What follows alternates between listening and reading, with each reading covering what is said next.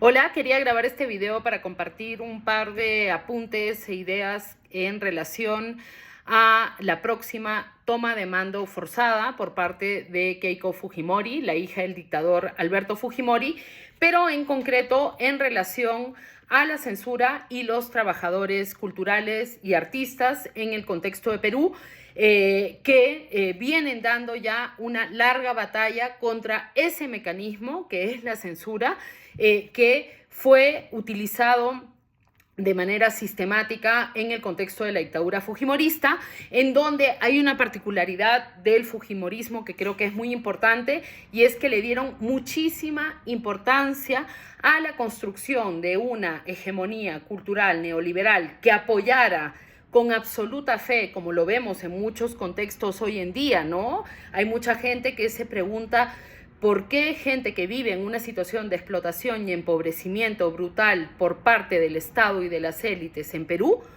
defiende el modelo y vota al fujimorismo?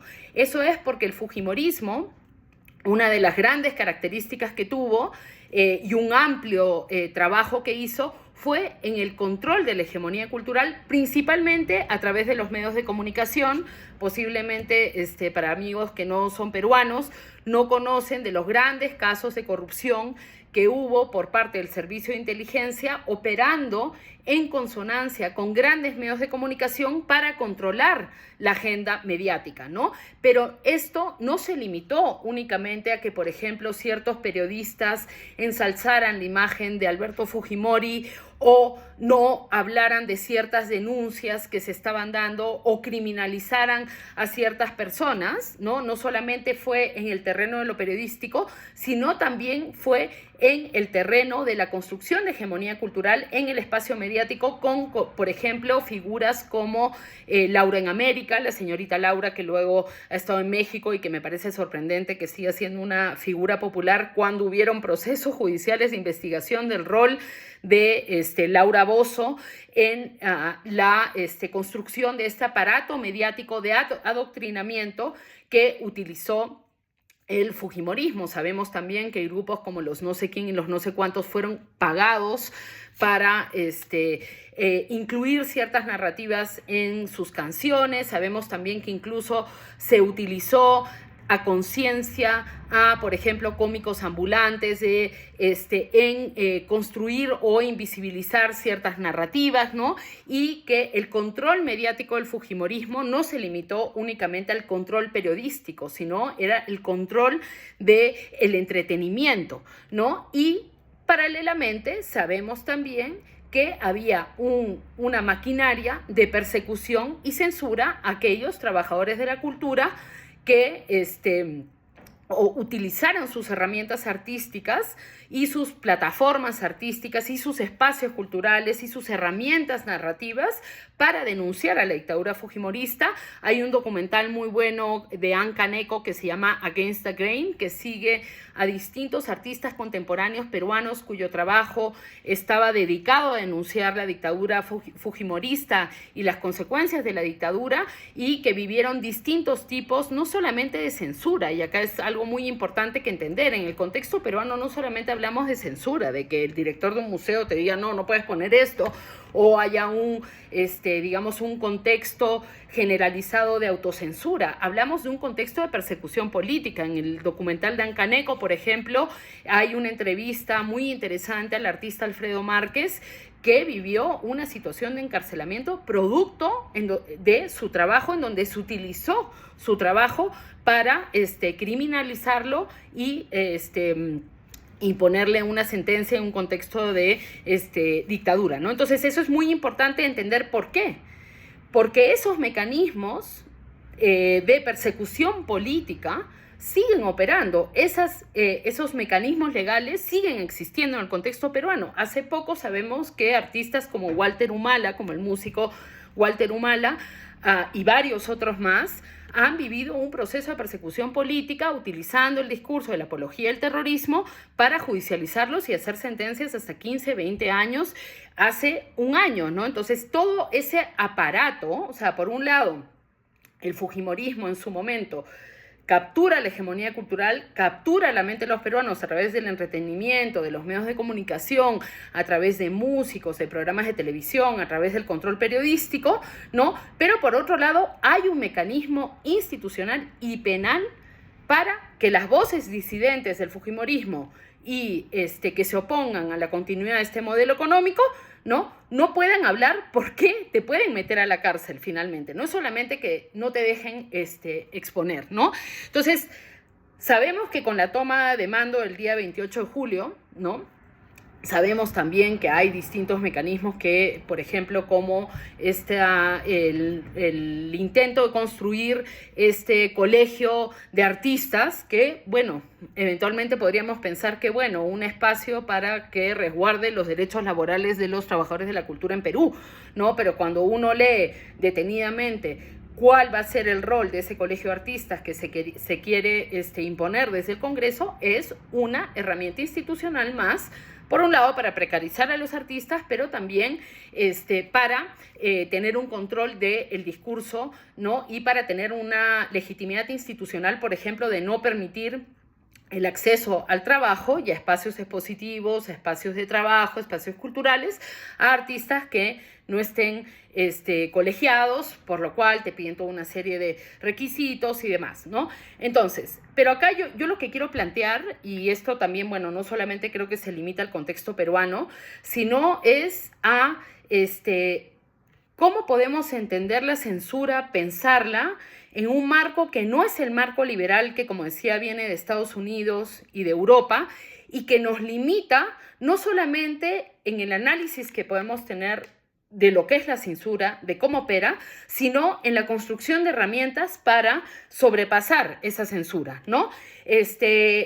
Lo primero que hay que entender claramente es que la narrativa liberal de la socialdemocracia que viene de Europa, de Estados Unidos, actual sobre la censura, lo ubica únicamente en un contexto moral, básicamente, ¿no? Te dicen, la censura está mal porque todos tenemos que tener libertad de expresión, porque la libertad de expresión es aquello que constituye los derechos más básicos, ciudadanos, etc. Recordemos que esa retórica sobre la libertad de expresión es una de las herramientas que Europa ha utilizado, por ejemplo, para bombardear Irak, bombardear Afganistán, o, por ejemplo, cómo se utilizó el caso de Charlie Hebdo para legitimar invasiones militares imperialistas, ¿no? Y para criminalizar a la población musulmana para facilitar el saqueo de sus territorios, ¿no? Entonces, hay que entender que mucha de la retórica que hoy en día, por los medios de comunicación, por los espacios académicos, se ha instaurado en Perú en relación a la libertad de expresión, es aquella que viene de Estados Unidos y es aquella que viene de Europa, que defiende que tenemos que tener la postura de que todo el mundo tiene que poder decir lo que le dé la gana, así sea, por ejemplo, quemar un Corán, ¿no? Que esa es la retórica que ha permitido que en Europa, así sea, insultar a la población migrante y pedir desde un parlamento que maten a todos los inmigrantes, ¿no? ¿Eso quién lo ha capitalizado, no?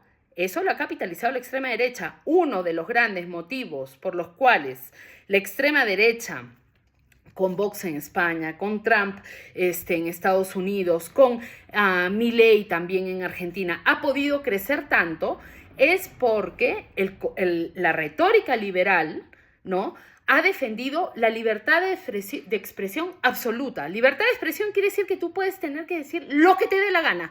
No importa que ensalces el nazismo, no importa que pidas la muerte de personas migrantes en las zonas de frontera, no importa que defiendas una ideología racista, no importa que quieras que haya una maquinaria de persecución, detención, deportación y asesinato de personas migrantes como lo es ICE o Frontex en Estados Unidos, porque tu derecho es poder decir lo que tú quieras. Sin embargo, ¿no? Eso es lo que ha defendido la socialdemocracia, las derechas, los centros derechas.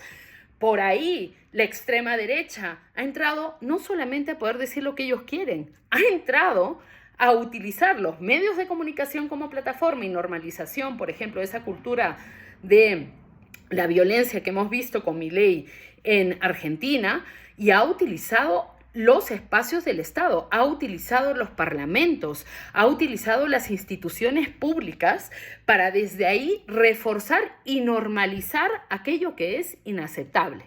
Mientras tanto, tanto en Europa como en Estados Unidos, como en Latinoamérica, en muchos contextos, eso ha convivido con la constante persecución, porque existen los mecanismos legales en muchos contextos, de las luchas antiimperialistas y anticapitalistas, ¿no? Entonces, acá, por ejemplo, se puede haber defendido la libertad de expresión, ¿no? Pero siempre y cuando no vengas a ser un comunista anticapitalista en contra del modelo, ¿no? Acá vamos a defender el derecho a decir lo que tú quieras, excepto aquello que está prohibido, que es el antiimperialismo y el anticapitalismo, peor aún si viene de la mano de luchas populares. O sea, por ejemplo, fíjense lo normalizado que está en la academia peruana la censura del chavismo. O sea, no existe en la academia peruana o en el arte contemporáneo peruano que se presenta a izquierdas, no existan, o sea, a pesar de que el chavismo ha sido un proceso, o la revolución bolivariana ha sido un proceso revolucionario tan importante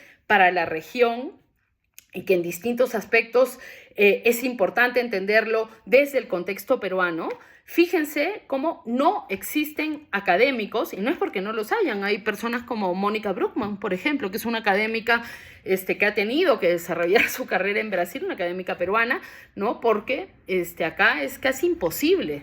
Si tú tienes ciertas posturas, por ejemplo, de apoyo a los procesos revolucionarios populares de Latinoamérica de los últimos años, es muy difícil que encuentres espacio en la academia peruana, ¿no? Entonces, ahí hay que entender que esa retórica de la libertad de expresión que le ha dado espacio a la extrema derecha, al empresariado para que pueda decir lo que le dé la gana y demás, ¿no?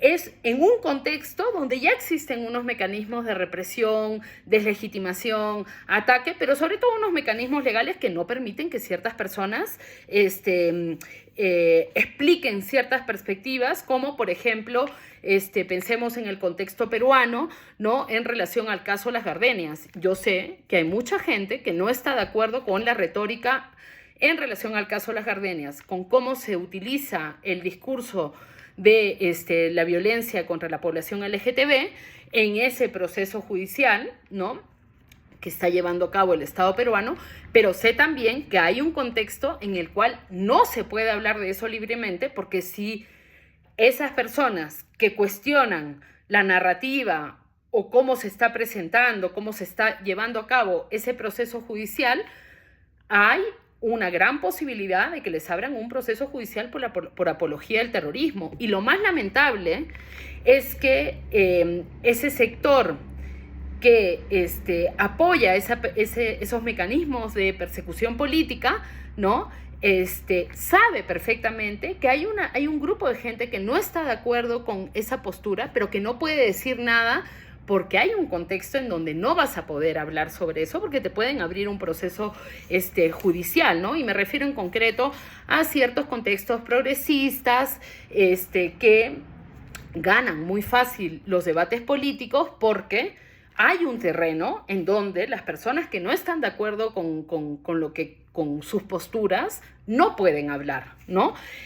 Y como comentaba, creo que es imprescindible entender la censura en otras perspectivas que muchas veces no se entienden. Una de ellas, por ejemplo, es el castigo material, ¿no? O sea, la censura no es una mera ofensa moral de nuestra consagrada libertad de expresión, es que a los artistas y trabajadores de la cultura que se les censura, se les está expulsando de trabajar, ¿no? Eso es muy importante, y que en el mundo de la cultura se presenta a veces las decisiones de exponer a según qué artistas como si fuese los meros gustos de los directores, de los curadores, de los espacios culturales, ¿no? Cuando muchas veces hay agendas políticas, ¿no?, que no se discuten, pero acá hay una cuestión que tiene que ver precisamente con que no tenemos derechos laborales como artistas, que no hay dónde denunciar cuando a ti te censuran, te quitan ese espacio de trabajo. No se puede, por ejemplo, a mí me ha pasado y a tantas otras compañeras nos ha pasado. Estás meses trabajando en un proyecto y no lo puedes exponer porque el relato político se contradice con los intereses que tiene la institución, el curador, el director o lo que sea, o deciden no exponerlo, ¿no? En muchos casos a mí me ha pasado que no me han pagado después de haber ya hecho el trabajo, ¿no? O que ya ese curador y ese director y esa institución nunca más te va a volver a invitar porque les fue muy problemático trabajar contigo, ¿no? O que como no se va a exponer, ¿no? Y el trabajo de los artistas, un cantante, una bailarina, un pintor, nuestro trabajo toma sentido en el contexto público cuando se expone, ¿no? Entonces muchas veces tú puedes estar trabajando durante muchos meses para presentar una pintura, una obra de teatro, lo que sea, y hay un castigo material mediante la censura en donde tú no puedes presentar el trabajo que vienes haciendo, por ende, ese trabajo es una pérdida de tiempo, básicamente, ¿no? Entonces, hay que siempre recordar que hay un aprovechamiento, ¿no?, de la falta de derechos laborales de los trabajadores culturales para poder llevar a cabo esa censura que va a suponer precarizar más tu carrera, precarizar más el trabajo que ya estabas haciendo, ¿no? Entonces, no va únicamente de, digamos, una cuestión, como digo, más moral, emocional. Eso es una parte, ¿no? Hay una parte moral en la que podemos pensar está mal censurar a una persona, aunque acá yo sí digo que yo sí creo que hay ciertos contenidos que se tienen que censurar y se tienen que prohibir, porque como explicaba antes, ese es el terreno de la libertad absoluta y de todo ese discurso liberal donde ha crecido la extrema derecha y donde se considera libertad de expresión, por ejemplo, poner a Pedro Castillo en un libro para niños como un burro, hubo un libro para niños que se puso Castillo como un burro, ¿no? Animalizar, contribuir al racismo y demás, pero existe la libertad de expresión, ¿no? Entonces, no podemos decir nada, ¿no? Hay una frase patética que usa muchas veces mucha gente liberal que dice: yo voy a luchar hasta el último momento para que tú puedas decir lo que tú quieras decir, así yo no esté de acuerdo contigo. Bueno, pues así los fascistas, nazis y demás con los que no estamos de acuerdo son presidentes en Argentina, en Colombia, ahora presidente en Perú, presidente en Estados Unidos, etcétera, ¿no? Así como nosotros trabajando para ellos, para que ellos puedan decir lo que ellos quieran, ¿no? Como, por favor, o sea, ¿cómo puede ser que no le hemos dado tiempo y espacio a pensar más la censura? Por otro lado, y acá entra una cuestión más que yo creo que es donde hay que buscar nuevos mecanismos de cómo lidiar, porque esta es una realidad, o sea, la extrema derecha va a gobernar en toda Latinoamérica y estamos en un contexto global, ¿no? Brutal, en donde uno no puede hablar, por ejemplo, de la resistencia palestina, uno no puede hablar de Irán, no puede hablar de Irán en espacios culturales disque progresistas, ¿no? O sea, hay una captura de la hegemonía cultural a nivel global a favor del imperialismo, en donde se ha perdido completamente el terreno para hablar, ¿no? Se han perdido las palabras, el entendimiento, y todo eso hay que reconstruirlo, ¿no? Otro de los contextos donde opera la censura, y que, como digo, insisto, más allá de la retórica moral que ha impuesto el liberalismo, es que la censura funciona como un mecanismo para bloquear la transmisión de perspectivas políticas de una persona a otra o de forma masiva, ¿no? Entonces, insisto, más allá de la denuncia de está mal, me han censurado y tal, yo creo que es importante buscar las formas de continuar transmitiendo esas ideas y ese pensamiento que quieren bloquear y quieren prohibir, ¿no? Entonces, obviamente, tenemos que continuar denunciando la censura, supone también explotación laboral, como yo estaba diciendo y demás, pero tenemos que insistir en buscar los mecanismos para poder continuar haciendo ese trabajo de pedagogía política, antiimperialista, anticapitalista desde la cultura, ¿no? Y buscar las formas de continuar esa transmisión, ¿no? Esto también lo digo, ¿por qué? Porque yo creo, por la experiencia laboral que tengo, que en el arte contemporáneo, sobre todo en los últimos años, que el arte contemporáneo es político en sí, ¿no? Que hay como una hipervalidación de aquellos artistas contemporáneos que son censurados. Es decir, si me censuran por mi obra de arte, tengo más razón política. No, yo he visto obras de arte censuradas con las que yo no estaba de acuerdo o no me parecían o demás, y no por el hecho de ser censurado vas a ser ni más radical, ni más anticapitalista, ni tener más razón política, ni tal, ¿no? O sea, hay como una validación automática, como digo, en que si estás censurado tienes razón política, y no siempre es así. Esto lo han utilizado, por ejemplo, muchas artistas cubanas que están en contra de la Revolución Cubana, están a favor de las sanciones y el bloqueo, están a favor y vienen trabajando desde Estados Unidos, desde España, para apoyar a los medios de comunicación y a los gobiernos estadounidenses, a los gobiernos de Europa, en que continúe el asedio contra Cuba, porque Cuba, no solamente a nivel económico, porque de hecho a nivel económico no le supone mucho, pero Cuba, y precisamente por eso Marco Rubio acaba de sacar ese informe, que si lo leen, se centra más en el análisis del rol que ha tenido Cuba en influenciar ideológicamente distintos contextos. O sea, Cuba a través de la Bienal de La Habana, Cuba a través de la Casa América, Cuba a través del apoyo a tantos intelectuales, a través de su cine, a través de su arte, ha sido un respiro de pensamiento en el contexto principalmente de Latinoamérica, pero a nivel global, ¿no? Entonces, por eso, ese es uno de los principales motivos por los cuales el imperialismo quiere destrozar a Cuba, ¿no? Porque es el espacio donde, por ejemplo, yo me pude comprar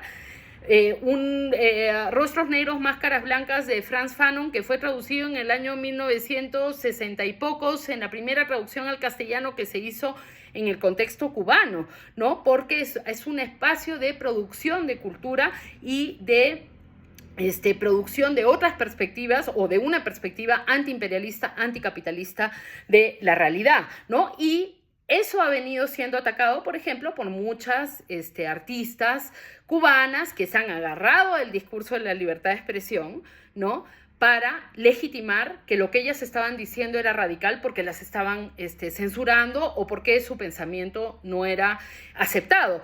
En lugar, ¿no? Y entonces ya con eso se han validado como más de izquierdas que la izquierda, porque han sido censuradas, ¿no? Cuando lo que tendría que haber es un debate político de cuáles son las perspectivas ideológicas y políticas y cómo opera el trabajo de estas artistas en la disputa antiimperialista que estamos viendo, que no le concierne solamente a Cuba, le concierne a toda Latinoamérica, ¿no? Y que por eso, para controlar a toda Latinoamérica, Cuba, destrozarlo es primordial porque es un espacio, como digo, de generación de pensamiento antiimperialista, ¿no? Entonces, ahí creo que es muy importante retomar que la misión no es denunciar como algo moralmente mal la censura, ¿no?, sino que hay que buscar las formas de confrontar la censura con crear mecanismos, estrategias, y más que somos artistas y somos súper creativos, ¿no? Estrategias y fórmulas para transmitir eso que no quieren que transmitamos, ¿no? Para poder hacer esa pedagogía política antiimperialista, anticolonial, antifujimorista, hay que buscar las formas de hacerlo. Pero para esto también hay otra cosa muy importante. En muchos casos, cuando nos censuran o cuando hay una situación así compleja, hay un contexto general de falta de apoyo muchas veces, ¿no? O sea, a mí me ha pasado que me censuren, que lo denuncie públicamente y que no pase nada. Y de pronto veía, pero ¿por qué por ejemplo, esta artista cubana cuando denuncia censura sí pasa algo? Porque vivimos en un contexto también de conveniencias políticas y materiales, ¿no? Entonces, no todo el mundo que lo censuran, no todo el mundo que le abren un proceso judicial por ser artista como Walter Humala o como le pasó a Alfredo Márquez en su momento, no todos los van a apoyar porque sí, ¿no? A unos se les va a apoyar más que a otros se les va a invisibilizar, no se les va a hacer mucho caso y demás. Porque hay un contexto de individualismo y de competencia brutal, ¿no? En donde incluso, y bueno, ya estoy yo, este nivel de perversión ya lo he visto más, por ejemplo, en el contexto europeo, ¿no? Incluso hay muchos artistas que, como están todos en la lógica individualista de competir, porque esa es la lógica del capitalismo. O sea, el capitalismo no es solamente levantarse temprano todos los días para trabajar y hacer el esfuerzo, no. El capitalismo impone cortarle la cabeza al del costado, pisarle la cabeza al del costado, para poder avanzar. El capitalismo te obliga a tener que entrar en esos mecanismos de competencia violentos y brutales, ¿no? Con gente que está a tu alrededor para poder sobrevivir, para que puedas pagar tu alquiler, para que ni siquiera no estamos hablando para acumular riqueza, estamos hablando que las lógicas del capitalismo son que tú compites con todos y compites a muerte, porque si no llegas a juntar esa plata, tú te mueres, no pagas el alquiler, no pagas la comida, te quedas en la calle, no pagas tu salud y demás, ¿no? Entonces, ahí es donde también opera el capitalismo como una máquina de control psicológico, emocional, de las relaciones sociales, etcétera, ¿no? Y se genera esta cultura de la competencia brutal, ¿no? Entonces yo he llegado a ver, por ejemplo, había artistas que hasta aplaudían con las orejas de que a otros los estén quitando del medio porque eso supone tener más trabajo para ellos, o que vienen y dicen, bueno, yo te ofrezco un producto decolonial, feminista, anticapitalista, pero que no habla de los temas que pueden suponer un riesgo, no porque te atrevas a decir algo radical, sino un riesgo porque esas obras de arte, esas canciones,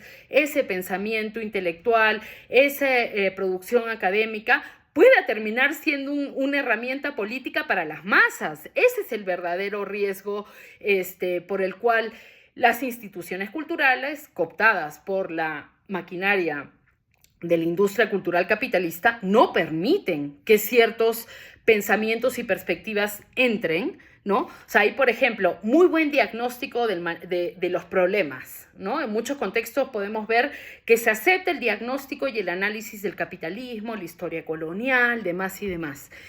Pero ahí donde se entra, por ejemplo, a hablar de disputas políticas revolucionarias actuales, por ejemplo, en relación al genocidio de Palestina, al rol de Irán, ¿no? Un ejemplo entre tantos, ¿no? O la posibilidad del comunismo, el socialismo, o las herramientas del marxismo para disputar al capitalismo, ahí entramos en otro terreno, ¿no? Entonces sabemos que también en la censura opera de aquel trabajador de la cultura que te ofrezca algo que parezca rebelde, que parezca irreverente, ¿no? Pero que realmente no esté construido para, ni tenga el potencial de movilizar a las masas en una perspectiva anticapitalista, antiimperialista, que realmente suponga un riesgo, no de forma individual, por ejemplo, sino porque se articule, por ejemplo, con el pensamiento de movimientos populares del sur global que están operando y que sí son un riesgo para el poder, ¿no? Entonces ahí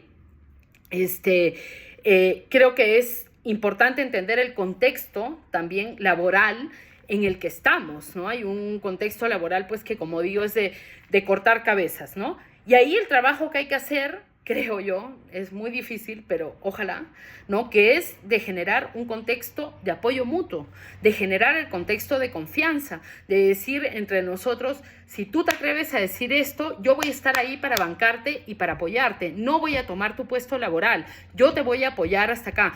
Si tú tienes miedo de decir esto pasa mucho, ¿no? O sea, yo a veces digo, por ejemplo, hace poco presenté una pintura sobre una figura de la élite peruana, ¿no? Que creo que es una de las figuras que ha tenido un rol, por ejemplo, en el moldeamiento de la hegemonía cultural neoliberal en el contexto peruano, ¿no? Y que no es casual que sea un coleccionista y demás, ¿no? Entonces, ¿qué es lo que pasa en muchos lugares, ¿no? Que si tú le dependes materialmente, no digo, o sea, hay gente que se aprovecha y hace su carrera haciendo, como decía, aprovechando y pisando la cabeza al compañero que lo censuraron, hablando incluso atacando a esas personas que están tomando ciertos riesgos políticos y de su carrera para poder hablar de ciertas cuestiones. Hay gente que hace eso, pero también hay gente que realmente no se atreve a decir cosas porque supone que no va a poder comer, que no va a poder pagar el alquiler, ¿no? Entonces, ahí creo que es importante que tenemos que generar otra narrativa y otras estrategias en cómo comunicar aquellas cosas que sabemos que están prohibidas, que sabemos que no se van a poder hablar, de apoyo mutuo. Como digo, hay gente que no se atreve a salir a decir algo, ¿no? Porque dice, bueno, me van a censurar, luego no sé si alguien me va a apoyar, luego me voy a quedar sin trabajo, luego yo solo voy a vivir las consecuencias de esto, ¿no? Entonces creo que esas son como ciertos detalles en relación al contexto en el que estamos, que se tienen que hablar para entender cómo se puede generar una disputa en el terreno de lo cultural, donde esos mecanismos que ya están tan metidos en Perú, pero en otros contextos es lo mismo, ¿eh? Con lo de Palestina en Europa a mí me quedó clarísimo, ¿no? Que puedan penetrar de forma tan fuerte que incluso se traducen en las relaciones entre artistas, entre curadores y artistas y demás, ¿no?